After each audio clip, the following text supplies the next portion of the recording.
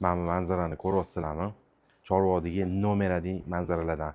Bu dachaga chiqsanglar, sizlar dachani emas, manzarani sotib olasizlar. Bugungi obzorimiz manzara to'g'risida emas, hozir man sizlarga zo'r neobichniy dachaga chiqqanman. O'sha dachani basseyniga mana bunaqa Mayurkadan berganmiz, razmeri 4x4 berezoviydan.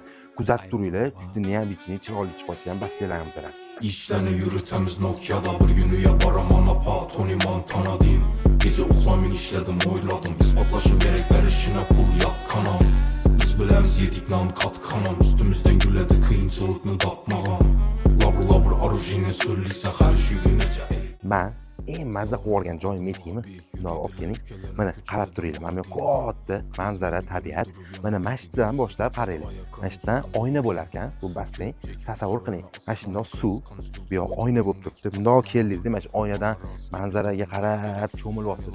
Qalay ketadi-yu, yana qiziq tarafi mana shu turgan joyim tagida hech narsa yo'q. Betondan quyib chiqarilgan. Basseynni balkoni deysizlarmi? O'zingizlar nom topib ko'rasizlar bu yog'iga. Quruq havoda turibdi.